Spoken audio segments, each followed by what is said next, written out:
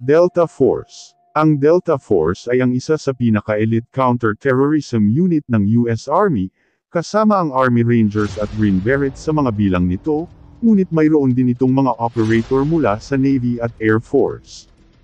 Ito ay tinatawag ng karamihan bilang Special Forces Operational Detachment Delta, the Combat Applications Group, at ngayon ay Army Compartmented Elements.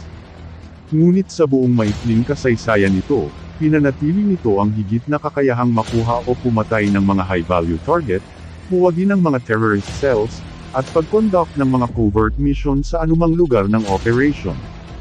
Karamihan sa mga misyon na isinagawa ng Delta Force, ay classified, at bihirang makahanap ng opisyal na dokumento, na kahit na kinikilala ang unit na ito, ang isa sa mga pinakakilalang mga nagawa nito, ay ang Operation Red Dawn, ang covert mission na siyang nakahuli kay Iraqi President Saddam Hussein. Ang isang leaked recruiting video ay nagbigay ng isang sulyap sa iba't ibang mga pamamaraan ng pagsasanay para sa Delta Force, kabilang ang tactical driving, at mga car takedown, at mga assaulter team tactics.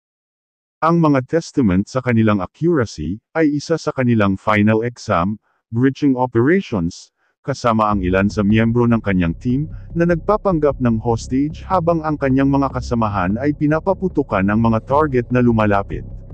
Ang operation ay nagbibigay ng tiwala sa loob ng koponan at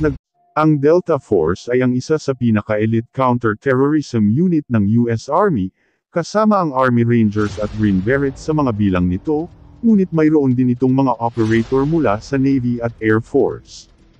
Ito ay tinatawag ng karamihan bilang Special Forces Operational Detachment Delta, the Combat Applications Group, at ngayon ay Army Compartmented Elements. Ngunit sa buong maikling kasaysayan nito, pinanatili nito ang higit na kakayahang makuha o pumatay ng mga high-value target, huwagin ng mga terrorist cells, at pag-conduct ng mga covert mission sa anumang lugar ng operation.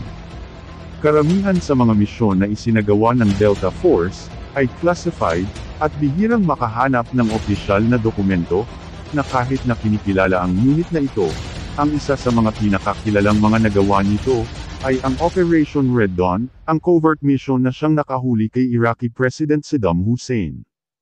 Ang isang leaked recruiting video ay nagbigay ng isang sulyap sa iba't ibang mga pamamaraan ng pagsasanay para sa Delta Force, kabilang ang tactical driving, at mga car takedown, at mga assaulter team tactics.